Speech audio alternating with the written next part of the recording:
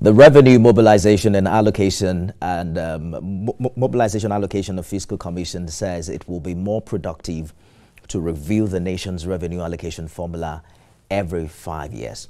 And this is contained in a communique issued at the end of a 3-day retreat for newly inaugurated members and management staff of the Commission in Uyo.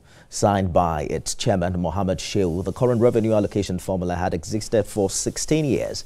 It further called for the amendment of Section 162, subsection 2 of the Constitution to specify the time frame for the President to present revenue allocation formula proposal to the National Assembly. For more on the activities of the Commission, as we count down to May 29, I'm joined by Federal Commissioner, Revenue Mobilization Allocation and Fiscal Commission, Ekene Enefe. Mr. Enefe, thank you for joining us on the program this evening. Yeah, thank you. RAMFAC, we understand, is proposing reviewing the revenue formula every 5 years. Given Nigeria's rapid population growth and what we are seeing as a major economic shift, what specific changes should Nigerians expect in the next review? Yeah, good evening. I think the review will be based on Nigerians' input, which the Commission intends to hold workshops in various states so that we can get people's view on the review. You know, but to be quite frank, it's going to be central to the unity and development of this country, and it will ensure fiscal equity. Do you subscribe, for instance, to the call that states generating higher IGR should get more rewards? Come again? I'm asking if you subscribe to the call for states generating higher internally generated revenue to get more rewards. Yeah, I think everything will be based on the tax and VAT reform that is awaiting the President's assent. So I will not preempt the President's assent. So once it's done, I think it will be part of the reform agenda of a renewed hope agenda of the President Bola Ahmed Tinubu. The Commission is seeking. It will also encourage more states to look inwards. All right. And not depend on federal allocation. We'll get there because that's a big deal, for us now as a nation. But the Commission is seeking to amend Section 162, subsection 2, to mandate presidential submission of revenue proposals within a time frame. Is this some kind of admission of a systemic failure in this regard? I mean, why has it taken 16 years to address this gap? You will know that subsequent administration has a way of handling issues. And moreover, we have a reform-minded chairman of the Commission who is, since he has taken over and with the new commissioners taking offices, he has been in the forefront of several reforms. So I wouldn't know why it has taken some past administration this long. But you can believe me that the chairman of the Commission is doing all his best to align himself with the renewed hope agenda reforms taking place in all sectors of the economy. Do you have a timeline for this amendment? No, we can't give a timeline because at the end of the day, the bill goes to National Assembly and you can't give them a timeline. We've seen what appears a remarkable improvement in what state governments get. as allocation. 1.68 trillion, I believe, in April this year. But some states still rely on federal allocations for over 70% of their budgets, according to a report from Budget this year.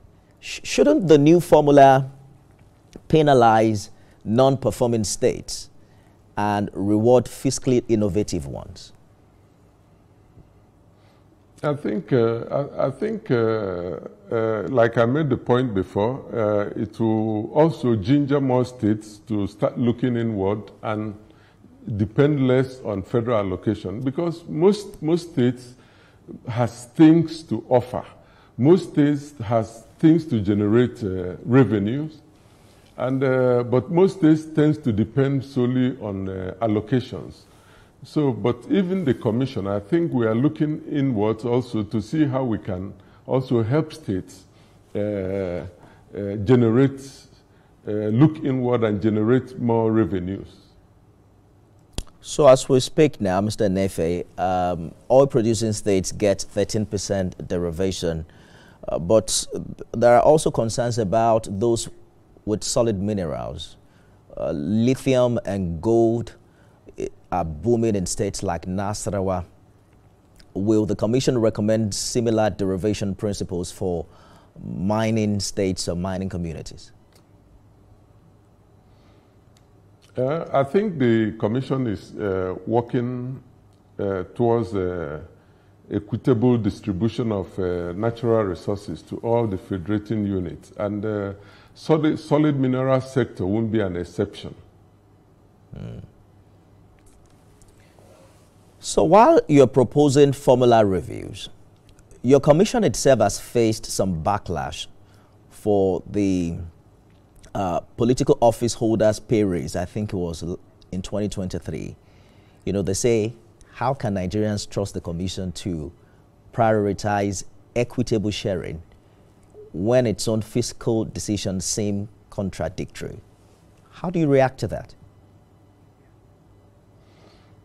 I think this is part of the reform that is going on, and I think at the end of the day, whatever the Commission comes out will be a general purpose-driven formula that the general public will support, because the chairman of the Commission is bent on presenting people-oriented formula to the nation, which will be totally accepted to everybody. How is this commission tackling illicit financial flows? Because that matters to Nigerians. A UNODC report estimated that the country loses about $18 billion annually. And the commission's 2023 audit also uncovered some huge amounts of money in unremitted revenue by MDAs. Are there punitive measures to curb this leakage, or it's business as usual? I can tell you authoritatively that the commission, led by our able chairman, is doing everything possible for the MDAs to be accountable to the Federation. And we've been doing a lot that the Nigerian public doesn't know. That's why you see an increase in revenue allocation to states and local governments. Perhaps you want to tell us exactly what you're doing, because that's why we have this conversation. Nigerians want to know. Yes, I think it will be better because I learned my chairman will be on this program on Wednesday or so. I think it will be better he will lay open all the things the commission is doing towards that.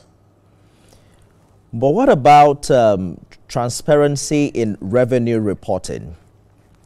Because we are seeing some interesting reports. I think it was NATI's report of 2022 that talked about discrepancies in some tax records. What kind of collaboration currently exists, for instance, with other agencies like FIRS to ensure real-time reconciliation? Yeah, currently the commission is doing that, and which comes under scrutiny by all MDAs, all the revenue-generating agencies. They are coming under strict scrutiny by the Commission. And I think you get to understand the details of what the Commission is doing when the chairman comes to your program. Well, thank you so much for joining us on the program this evening. We're following this development very closely as Nigerians demand more accountability and the impact of the increased revenue at the community level. Mr. Nefe, thank you so much for speaking to us. Thank you very much. In our next